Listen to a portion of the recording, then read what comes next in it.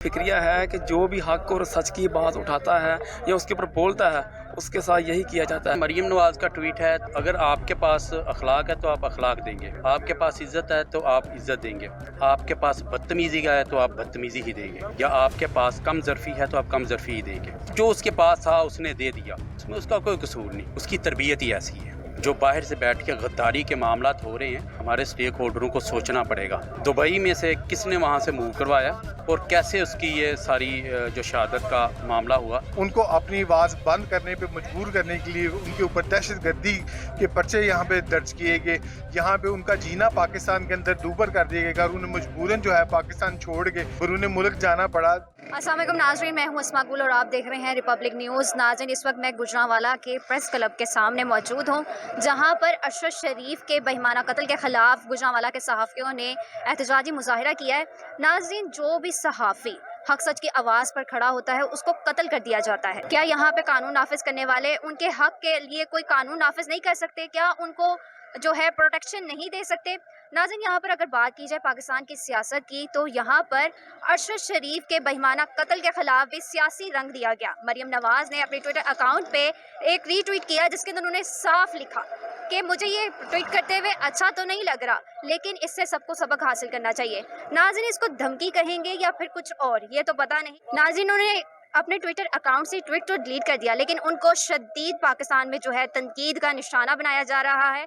यहाँ पर हम जो है जर्नलिस्ट से भी पूछेंगे कि उनका इस बारे में क्या ज़ाहिर ख्याल है, और अरशद शरीफ के जो बेईमाना कत्ल हुआ है, उनको शहीद किया गया है, तो उस बारे में उनका क्या मुतालबा है। हमारे साथ इस वक्त डिस्ट्रिक्ट बार एसोसिएशन के जनरल सेक्रेटरी आसिम महमूद रंधावा साहब मौजूद हैं, उनसे बात करेंगे। सबसे पहले आप मुझे ये बताएं कि अरशद शरीफ जो है वो शहीद हुए, इस बारे में आप क्या कहना चाहेंगे? जी, मैं कहना चाहूँगा कि कुरान की आयत है, जो बंदा हक की राह में मारा जाता है वो शहीद होता है, वो कत्ल नहीं होता।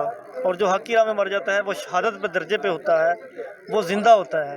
अरशद शरीफ शहीद हुआ है, अरशद शरीफ कत्ल नहीं हुआ। अरशद शरीफ की फ़ैमिली के साथ हम मुकम्मल तौर पर उसमें उनके सोग में मुकम्मल तौर पर शामिल हैं, और गुजरांवाला बार की तरफ से हम इस वक़ूआ की मज़म्मत भी करते हैं। मेरा हुकूमत पाकिस्तान से ये रिक्वेस्ट है कि इस पर एक साफ़ जुडिशल कमीशन बनाया जाए, बिल्कुल शफाफ हो, शफाफ मेम्बरान पे मौजूद वो उसका मुकम्मल तौर पर साफ शफाफ इंक्वायरी होनी चाहिए। जो भी हक की आवाज़ बुलंद करे उसको करनी देनी चाहिए, क्योंकि जो बंदा आवाज़ नहीं बुलंद कर सकेगा, हुसैनियत का लंबरदार नहीं बन सकेगा, तो यजीदियत फिर इसी तरीके करती रहेगी। पाकिस्तान का लम्हा फिक्रिया है कि जो भी हक और सच की बात उठाता है या उसके ऊपर बोलता है उसके साथ यही किया जाता है। आप माजी में देख रहे हैं तो बहुत सारे वाक़े ऐसे हो चुके हैं, और जो हुकूमत है इस पर खामोश रहती है। उसको नामालूम करार दे दिया जाता है, या उसके ऊपर जो तहकीकात हैं वो रोक दी जाती हैं। तो हमारा एज ए जर्नलिस्ट यही मुतालबा है कि अरशद शरीफ जो पाकिस्तान के हक़ में वो बात करते थे। मैं 8 साल से ARY न्यूज़ पे उनका जो प्रोग्राम देखता था, वो जो पाकिस्तान के अंदर जितने भी स्कैंडल जो बड़े हैं, जो बेनकाब किए हैं, वो अरशद शरीफ ने किए हैं। अभी लास्ट वो एक बहुत बड़ी स्कैंडल जो है, एक स्टोरी वो सामने लेके आने वाले थे जिसके आखिरी मराहल में थे, और मेरे ख्याल से उनको इस वजह से कत्ल किया गया है। तो हमारा हुकूमत वक्त से मुतालबा है कि अगर कीमिया में जो वाक़या पेश आया है, क्या है कि पुलिस की जो गफलत की वजह से ये वाक़या है। मैं सवाल ये पूछता हूँ गवर्नमेंट से कि अगर ये ऐसी पुलिस की नाअहली थी तो वो पुलिस वाले बेनकाब किए जाएँ, या वो जो वाक़या हुआ है वहाँ की कुछ तो शवाहिद दें कि जी ये वाक़या था, ये जगह थी, ये आदमी थे, ये लोग थे, इनसे ये हुआ है। मेरे ख्याल से इस तरह का कोई वाक़या नहीं हुआ, ये एक प्री प्लानिड था और अरशद शरीफ को टारगेट किया गया है।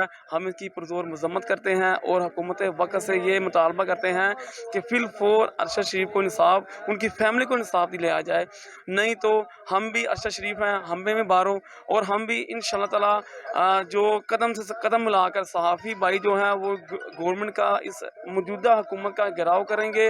उनसे जो है अपना हक़ लेना हम जानते भी हैं, तो हम ये उनसे अपील करते हैं कि अरशद शरीफ भाई को जो है इंसाफ दिया जाए, क्योंकि वो मुहब्बुल वतन से शहीदों का ख़ानदान था। पहले भी उनके वालिद जो है वो शहीद हो, उनका भाई शहीद हो, अब वो खुद जो है वो शहीद हुआ है, और मेरा यकीन है कि शहीदों का जो है वो कभी रायगा नहीं जाता।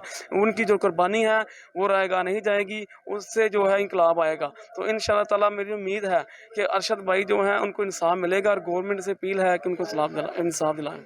पहले नंबर पे तो देखें, ये जो अफसोसनाक वाक़या हुआ है इसकी जितनी मज़म्मत की जाए कम है। दूसरा, मरीम नवाज़ का ट्वीट है, तो अगर आपके पास अखलाक है तो आप अखलाक देंगे, आपके पास इज़्ज़त है तो आप इज़्ज़त देंगे, आपके पास बदतमीज़ी का है तो आप बदतमीज़ी ही देंगे, या आपके पास कम ज़र्फ़ी है तो आप कम ज़र्फ़ी ही देंगे। तो जो उसके पास था उसने दे दिया, उसमें उसका कोई कसूर नहीं, उसकी तरबियत ही ऐसी है। जो बाहर से बैठ के गद्दारी के मामलात हो रहे हैं, हमारे स्टेक होल्डरों को सोचना पड़ेगा। आज अगर अरशद शरीफ जैसे मुहिब्ब वतन को ये शहादत का मर्तबा मिला है, तो कल इनके साथ जो होगा ना वो शहादत नहीं होगी फिर, ठीक है, वो इस जुर्म की सज़ा पाएंगे। तो इसके लिए इनको सोचना पड़ेगा। उसको किसने यहाँ से निकाला, दुबई में से किसने वहाँ से मूव करवाया, और कैसे उसकी ये सारी जो शहादत का मामला हुआ। तो इस पे इन्वेस्टिगेशन होनी चाहिए, कमीशन बनना चाहिए, लेकिन कमीशन उस किस्म का होना चाहिए कि रद्दी की टोकरी में नहीं जाना चाहिए, वो किसी ना किसी एंड से होना चाहिए। इसके लिए हम सब साफ़ियों को एक प्लेटफार्म पे इकट्ठा होना पड़ेगा। कल देखें ना, इससे पहले भी हामिद मीर साहब और दीगर जो साफ़ी हैं उन पे हमले हो चुके हैं। तो अगर हम इनके जो हमारे लीडरान हैं सियासी, हम उनके पेरोल पे रहें ना, तो हमारे साथ ऐसा ही होता रहेगा। कल कोई और है, आज कोई और है, परसों कोई और होगा, तो अपने अपने मकासद के लिए इस्तेमाल करेंगे और हम होते रहेंगे, और इसी तरह फिर मवात वाक़या होती रहेंगी। बेसिकली आज जिस तरह गम और गुस्सा पाया जा रहा है मरियम नवाज़ की ट्वीट पर, ये उन्होंने बहुत एक ओछी बॉन्डी किस्म की हरकत की थी जो नहीं करनी चाहिए थी। उनको पहले सोच लेना चाहिए था, और बाद में जब पूरे पाकिस्तान में दुनिया भर से साफ़ियों ने तनकीद का निशाना बनाया तो उसके बाद उन्होंने अपनी ट्वीट वापस ली और माज़रत भी की। चलें, बतौर पाकिस्तानी हमें उनकी माज़रत को कबूल कर लेना चाहिए, लेकिन आइंदा के लिए ये सबक है कि कभी भी किसी की मैयत पर सियासत नहीं करनी चाहिए। अगर आप जनाज़ों पर सियासत करोगे तो आप क्या समझते हो कि आप बहुत बड़े लीडर हो, और क्या आप दूसरों को मैसेज कन्वे कर रहे हो? क्या समझते हो कि आप इस तरह कामयाब बनोगे? और आने वाले वक्त की वज़ीर-ए-आज़म खुद को कहलवाने वाली, इसको शर्म से डूब मरना चाहिए। आज सहाफ़ी बरादरी एक तरफ तो नहत्ते कत्ल पर सरापा एहतजाज थी, दूसरी तरफ से उन्होंने, मैं समझता हूँ कि रुख मोड़ने की कोशिश की। इस पूरे जो तूफान बरपा हुआ था, सहाफ़ी बरादरी सरापा एहतजाज थी, इस पूरी फ़ौज का जो तोपों का रुख था, इन्होंने अपनी तरफ मोड़ दिया। ये मैं समझता हूँ कि एक बड़ी गैर मुनासिब हरकत थी। इस वक्त किसी के नसीब में ज़िल्लत होती है तो फिर वो उसको रोक नहीं सकता। ये वो वक़्त था जब मरियम नवाज़ के नसीब में ज़िल्लत अल्लाह पाक ने लिख रखी थी, और उसकी खामोशी जो थी, बाज़ औक़ात खामोशी जो होती है वो बड़ी हिकमत पर मबनी होती है, खामोशी फ़ायदा दे जाती है, लेकिन ये वो खामोशी थी जो उसकी बदनामी का बायस बनी।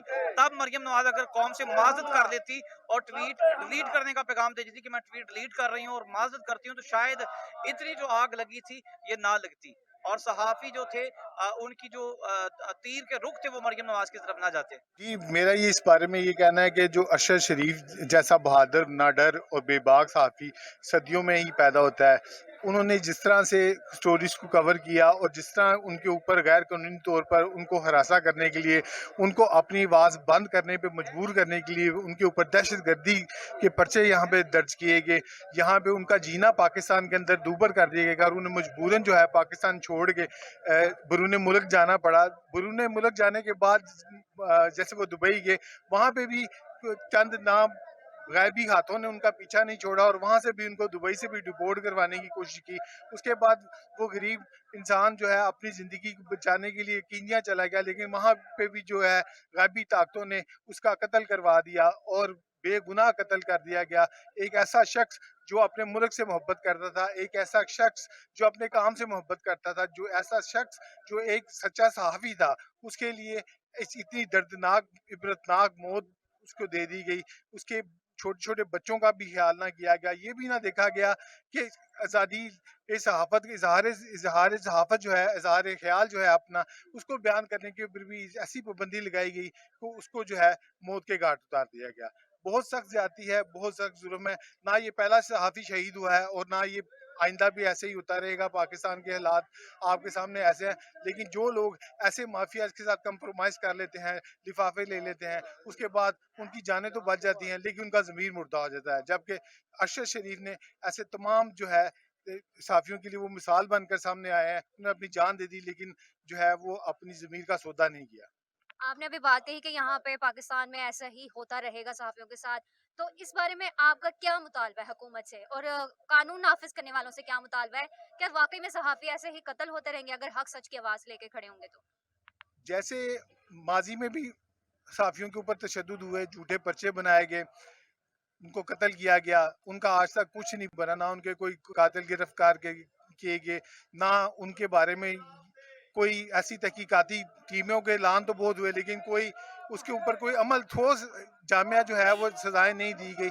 यहाँ तो एक साफ़ी की बात है, यहाँ पे तो मुल्क के वज़ीर आज़म कत्ल हो गए, लियाकत अली खान साहब कत्ल हो गए, बेनज़ीर भुट्टो साहबा कत्ल हो गई, और कई ऐसे गैर आइनी कत्ल जो है पाकिस्तान के अंदर हो गए। उनके भी बाद में उनकी वफात के बाद कमेटियाँ बना दी गई और दूसरे जो है तहकीकाती टीमें बन गई, लेकिन वक्त के गुजरने के साथ साथ वो हर चीज़ मद्दम होती गई। अब मेरा अभी भी यही कहना है, मैं अभी भी इस बात पे जो कायम हूँ कि अगर यहाँ पे पाकिस्तान के अंदर जो भी सहाफ़ी हक सच की आवाज़ बुलंद करेगा, उसको गला दबाने की भरपूर कोशिश की जाएगी। जी, तो नाज़रीन आपने यहाँ पे सहाफ़ियों की बात सुनी। उनका यही कहना है कि सहाफ़ियों को शुरू से प्रोटेक्शन ही नहीं दी जाती। अगर कोई भी सहाफ़ी हक सच की आवाज़ पर खड़ा होता है तो उसको कत्ल कर दिया जाता है, उसको धमकियाँ दी जाती हैं, उसके साथ तशद्दुद का रवैया इख्तियार किया जाता है। उन सहाफ़ियों का यही कहना है कि हमें प्रोटेक्शन दी जाए, कानून नाफिज़ करने वाले जो हैं वो सहाफ़ियों के लिए स्पेशल एक कानून नाफिज़ करें। और इसके अलावा उनका यही कहना था कि अरशद शरीफ केस में मज़ीद इंक्वायरी जो है वो की जाए और उनके जो